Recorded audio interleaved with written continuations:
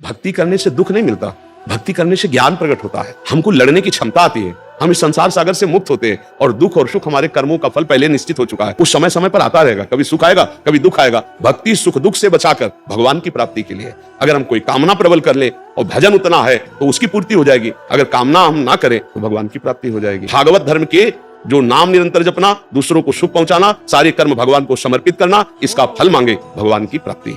अगर तुम्हें लौकिक कोई फल नहीं मिल रहा है, तुम्हारा काम नहीं बन रहा है, तो भी नाम काम कर रहा है, तुम्हारे पाप को नष्ट कर रहा है, उसको छोड़ो मत कि अरे लाभ तो मिला नहीं, देखो संकट पे संकट आ रहे और तो भजन का क्या फल हो सकता है, भक्ति का क्या फल, यही फल है। नहीं, वो उन सब पापों को नष्ट करके जिस दिन से सुख प्रारंभ होगा भक्ति का हृदय में, तो सब भगत नाच नाच करके भगवान की जय जयकार किए। आज तक किसी ने भगवान के प्रति ये नहीं कहा कि पूरा जीवन हो गया भजन करते, क्या हमको दिया। अगर कोई कष्ट है तो हमने गलती की है। भगवान की तरफ से वो मंगल भवन परम करुणा में है। जैसे सूर्य कभी अंधेरा कर ही नहीं सकता, सूर्य के सामने अंधेरा टिक ही नहीं सकता, ऐसे भगवान कभी अमंगल कर ही नहीं सकते।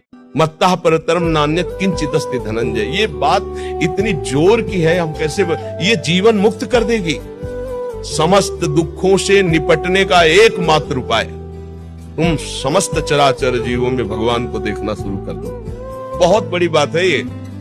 हमारा क्रोध, हमारा काम, हमारा लोभ, हमारा मोह, मद मत्सर कुछ नहीं बिगाड़ सकता, क्योंकि हम जहां देखेंगे अपने प्रीतम तो उनसे काम भावना होगी क्या, उन पर गुस्सा, अपने प्यारे से गुस्सा होगी क्या, प्यारे के रूप, प्यारे के नाम, प्यारे की लीला से बढ़कर कोई लाभ होगा क्या। तो जहां जहां मन जाए वहां से हटा करके अपने प्रभु में लगाओ, या जहां जहां मन जाए वहीं प्रभु की भावना करो, ठीक हो जाएगा। जैसे आपको किसी ने गाली दी, आप चुपचाप सह गए तो अपना समय बचा लिया, आगे तो आप द्वेष नहीं बढ़ाए, आपका हृदय थोड़ी देर जलेगा पर वो शांत हो जाएगा। पर वो शांत नहीं हुआ, जो कर्म उसने गाली देने का किया है उसको अवश्य दंड मिलेगा। जो दंडधारी है, प्रभु है, उसे अवश्य दंड देंगे। हम तो बच गए ना। अब अगर हम गाली देते हैं, उससे लड़ते हैं, उसका बुरा मनाते हैं, तो हमारा नया कर्म बन गया ना। अब इसका भी हमारे में हिसाब होगा, इसलिए सावधान रहे। जो उपदेश कर रहे हैं उनको स्वीकार कर लो। तो जिन संत का हम उपदेश मानकर चलते हैं वो हर समय मेरे दिमाग में रहते हैं। ध्यान दीजिए, वो बाबा ने बोला था ये नहीं करना है, बाबा ने कहा था ये करना, रहना दिमाग में। तो संत सानिध्य है कि नहीं है? सही पूछो तो वही संत सानिध्य है। प्रगट में तो आप 2 मिनट, 10 मिनट, 5 मिनट, लेकिन दिमाग में आप हर समय सानिध्य। सच्चा सत्संग वो है जो हर समय आपके दिमाग में उनकी बात रहे। तो ऐसा ना समझे कि हम संत सानिध्य नहीं कर पाएंगे। संत सानिध्य मतलब कहा गया है दिन रात सत्संग करो, कि भक्ति कर दीप प्रेम करी बाती, साधु संगति करी अनुदिन राती। रात दिन, तो रात दिन कौन साधु महात्मा के पास बैठा रहता है भाई? फिर महापुरुषों का कथन क्या है? रात दिन उनकी आज्ञा में हो ना। बाबा बोले थे सोते समय ऐसा करना चाहिए, बाबा दिमाग में है। बाबा बोले थे जग करके ऐसा कर, 5 भक्तों का नाम लेना चाहिए, ये कर, बाबा बाबा है ना दिमाग में। वो गुरु जी बोले थे ऐसा, वो संत जी ऐसा बोले थे, वो है ना, तो संग हो रहा है ना उनका। यही है रात दिन साधु संग। वो कहते हैं कि कहीं ना कहीं बाबा प्रमाद आ जाता है, मतलब आश्रय है, मतलब उस बात को भी स्वीकार कर रहे हैं महाराज। नहीं, आश्रित है ही नहीं तभी प्रमाद आ रहा है, बात समझिए ना। आश्रित का तात्पर्य है एक भी श्वास अपने प्रीतम के चिंतन से खाली न जाना। वो आश्रय को समझ ही नहीं पा रहे ना। अंदर से हम जिसके आश्रित होते हैं उसी का सतत चिंतन होता है। जैसे काम का आश्रित कामिनी का बिना प्रयास के चिंतन करेगा, धन का आश्रित धन का बिना प्रयास के चिंतन करेगा, उसको प्रयास थोड़ी करना पड़ता है। आप विचार करके देखो। तो आश्रय हम जब प्रभु का लेंगे, अभी आश्रय नहीं हुआ ना, तभी ये बात आती प्रमाद। ये कर्ता बोल रहा है, ये अहम बोल रहा है, जो समर्पित नहीं हुआ। जो अहम समर्पित हो जाता है वो एक क्षण भी भगवान से विलग नहीं हो सकता। वो समस्त आचरण भगवान के अधीन होकर करता है, और एक सेकंड के लिए भगवान का विस्मरण हो जाए तो व्याकुल हो जाता है, जैसे प्राण निकलने का। यह है आश्रय। कहना कि साधन सुधन अभी नहीं करेंगे, केवल हम तो पढ़े हैं व्यास पुरुष। ये तो कायर पुरुष है, ये भगवद आश्रित थोड़ी है। मन वचन कर्म से भगवान के आश्रित होकर वो नाम जप कर रहा है, कुमार्गामी प्रवृत्तियों को त्याग रहा है। जो नहीं त्याग पा रहा वो भगवान से पुकार रहा है, प्रार्थना कर रहा है, हर समय भगवत चिंतन। ये भगवत आश्रित का लक्षण है। इसका नाम मृत्यु लोक है। फिर वो काय कर रहे हो, कोई मरेगा तो नाम है इसका मृत्यु लोक, नाम है इसका मृत्यु। यहां सबकी मृत्यु होगी, जो देख रहे हो सब मरेगा, चाहे वस्तु हो, व्यक्ति हो, स्थान हो, सब एक दिन बनता है, एक दिन बिगड़ता है। यही खेल यहाँ का चलता रहता है। इसीलिए समझाते हैं नाम जप कर लो, थोड़ा ज्ञान प्राप्त कर लो, थोड़ा भक्ति भगवान की कर लो, तो रात से समझ जाओगे। नहीं अभी तो मनुष्य शरीर मिला, फिर सुअर कुत्ता गधा कौन सा शरीर मिलेगा? फिर वहां हमारा बुद्धि काम करेगी कि नहीं करेगी? नहीं करेगी। मनुष्य शरीर केवल जीवन मुक्त होने के लिए मिला है भाई। हमारी बात समझ जाओ तो समझ जाओ, ना समझो तो प्रणाम है। फिर भी कहेंगे कि थोड़ा राधा राधा तो जपी लो, हाँ, इससे तुम्हारा मंगल हो जाएगा। महाराज जी, पर ये जो दुख होता है ये क्यों होता है बाद में? राग मोह झूठा। जैसे स्वप्न में हमने देखा कि हमारे गले में चाकू मारी गई, चिल्ला पड़ता है आदमी, नहीं चिल्ला पड़ता? स्वप्न में आपको भयावह स्वप्न आता है तो डर लगता है कि नहीं लगता? अच्छा सही बताओ ईमानदारी से, क्या होता है? स्वप्न में पता नहीं चला झूठा है, ये जब जगे तब पता चला झूठा है। ऐसे ही ये जो दुख हो रहा है मोह का कारण है। हमारा कोई बुरा कर रहा है तो भोगोगे, और जब उसे कष्ट मिला तो मुझे अच्छा लग रहा है, ये हमारी कमी है कि जो हमारे साथ बुरा करे तो हम श्री जी से ये कहें कि आप इसकी बुद्धि शुद्ध कर दो, इसके अंदर ज्ञान प्रकाशित कर दो। ये जो गंदी बात करता है, जो लड़ाई करता है, इसकी अगर बुद्धि शुद्ध हो जाएगी तो अच्छा आदमी हो जाएगा। उसको दंड मत दो, उसको आप अच्छा बनाने की कोशिश, वो सुखी हो जाए। दंड देने से अगर वो दुखी हुआ तो उसकी बुद्धि थोड़ी सुधर जाएगी, वो और अपराध करेगा। तो हम भक्त हैं, हम भगवान के जन हैं, हम उसका मंगल चाहें कि हे भगवान आप कृपा करो, ये गलत कर रहा है, इसकी बुद्धि ठीक नहीं है, आप इसकी बुद्धि शुद्ध कर दो, इसको आनंद मिले, इसका जीवन सुख में हो जाए, इसलिए लाडली इस पर कृपा कर दो। भगवान अवतार लेते हैं तो बुराई करने वालों का विनाश करते हैं, और जो भक्त का अवतार होता है तो बुराई करने वालों को नहीं, उनकी बुराई को नष्ट करके बुराई करने वालों को महात्मा बना दिया।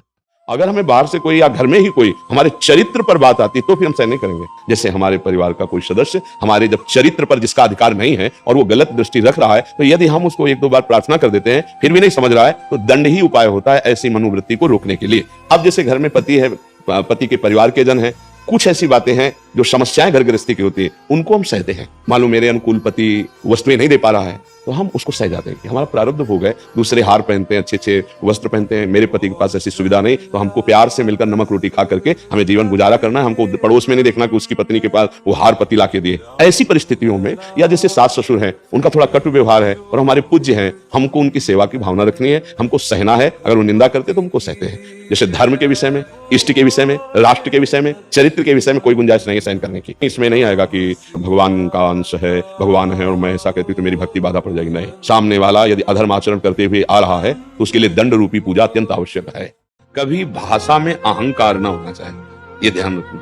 कहीं भी बात करो तो यही दरबार दीन को आदर रीति सदा चली आई, अहंकार नहीं आना, इसमें अहम स्फुरित हो जाए। मुझे अटूट प्रेम श्री राम जी से, ये अंदर का पानी से अरे कहा दो चार माला घुमा लिया, या भगवान के क्षेत्र में हम प्रेमी है, प्रेमी जन को बड़े बड़े महापुरुष, हम तो अधम जीव हैं, लगे हैं अब कभी आप संतों की कृपा हो जाए, कभी भगवान की कृपा, वो बात अलग है। अब तो हम तो ऐसे बोला जाता है, धनी आदमी अपने धन को छुपा के बात करता है, चोर ले जाएंगे। काम क्रोध लोभ मोह मद ये बड़े ठग हैं, फिर देखेंगे अटूट प्रेम है कि नहीं। एक झटके में अपने लोग ऐसे बलवान है, एक झटके में मुंह भरा के भी जाएंगे। अगर दैन्यता ने अहम आया तो प्रेम का परिचय ही नहीं मिलेगा। प्रभु को अहम पसंद नहीं, सुनो राम कर सहज स्वभाव जन अभिमान। समझ गए? क्या जिंदगी भर के पुराने भी पाप कर्म इस उम्र में खत्म हो सकते हैं? बोया गलत है तो अब अच्छा कैसे मिलेगा, राह दिखा दो। अगर एक दिया सलाई लगाए तो पूरा एक एक गेहूं का पेड़ थोड़ी जलाना पड़ेगा, पूरा भस्म हो जाएगा। ऐसे ही हम जो बार बार नाम जप करते हैं ना, उस बार बार में एक बार वो नाम होगा। एक बार जिन नाम ली हित सो होए अति दीन, ताको संग न छाणई ध्रुव अपनो कर लीन। आर्त भाव से वो जो एक बार नाम निकलेगा, उसी दिन से भगवान तुम्हारा संग कभी नहीं छोड़ेंगे। अगर अब हम दुख नहीं भोगना चाहते तो दुख वाले पाप कर्म ना करें। आज से अब लो नसानी अब ना नशे हो, आज तक जो हुआ हो गया, अब हम आगे कोई पाप कर्म नहीं करेंगे। और पीछे जो कर्म हो गए हैं वो भगवान की शरणागति और नाम जप से नष्ट हो जाते। भगवान कह रहे हैं अशांति बढ़ती जाएगी, जितना बैंक बैलेंस बढ़ेगा और जितना भोग बढ़ेगा, शांति नहीं बढ़ सकती। देख लेना, जितना भजन बढ़ेगा उतनी शांति होती चली जाएगी, जितना भोग भोगते जाओगे उतनी अशांति बढ़ती चली जाएगी। आप खुद अनुभव करके देख लीजिए। तो शांति प्राप्त करने के लिए, प्रसन्नता प्राप्त करने के लिए अपने कर्तव्य का धर्म पूर्वक पालन करते हुए नाम जप किया जाए। कोई भी गंदा आहार, गंदा पेय ना पिया जाए, नहीं तो मन थोड़ी देर के लिए बेहोश होता है उस प्रमाद स्थिति में, तो उसी को तुम आनंद मान लेते हो। अभी आनंद जाना कहां?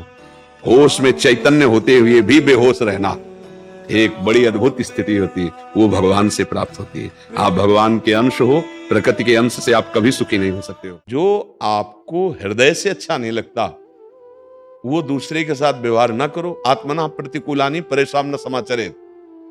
आपकी कोई बहन बेटी को गंदी दृष्टि से देखे, आपको बर्दाश्त नहीं होगा, फिर आप दूसरों की बहन बेटी को, यदि आप का कोई निज जन गलत करने जा रहा है तो आपको पसंद नहीं आएगा, फिर आप गलत करें। मान लो पत्नी है, पुत्र है, परिवार के सदस्य। आत्मना प्रतिकूलानी परेशान न समाचरे, पाप अंदर से प्रेरणा होती ना करो। दूसरी बात, हम सब जो हमें पसंद नहीं आता वो हम दूसरे के साथ बर्ताव ना करें। ये आत्मना प्रतिकूलानी परेशान न समाचरे, सब शास्त्रों का सार इसी में। हम दूसरे का हित करें, दूसरे का मंगल करें, अपनी इंद्रियों को शासन में रखें, हमसे कोई पापाचरण न हो जाए। तो गुरु की आज्ञा संपूर्ण गीता, संपूर्ण भागवत, संपूर्ण शास्त्र है और वो आपके हृदय में स्फुरित होने लगेगा। मन की लड़ाई लड़ पाना बहुत कठिन होता है। मन की मार बहुत बुरी होती नहीं। वो ठान ले कि आज हमको पानी पूरी पानी, और 1000 बार आपके सामने पेश करेगा। उस ठेलिया में खाया था ना, बहुत स्वादिष्ट था, पूरी पानी पूरी, उसका स्वाद 1000 बार, और आपको 1000 बार ना कहना होगा नहीं नहीं, और वो चलाएगा। अब इसको सह जाओ तो भजन बन जाएगा। अब ये लगेगा धरो माला, पहले पानी पूरी पालो चल कर, क्योंकि कहता ऐसा है इसका स्वभाव, इसका प्रभाव भी ऐसा है। ये गोपाल जी तुम देखना, माला पहले हम पानी पूरी पा के आते हैं ठेलिया से। ऐसे ही हर भोग की हट करता है, बड़ी हठी स्वभाव का है। अब आप अगर इसकी चाल पे आ गए कि जब ये मन कह रहा है तो यार एक बार ऐसा कर लेते हैं, शांति से भजन करते हैं, मार देगा मार देगा। दुख को सहना सीखो, सुख में फूलो नहीं और दुख में भूलो नहीं। कुछ क्षण के लिए दुख है, रात्रि है तो दिन आएगा, और दिन है तो फूलो नहीं, रात्रि आने वाली। इन दोनों से हम ऊपर उठें, दुख सुख से ऊपर उठें।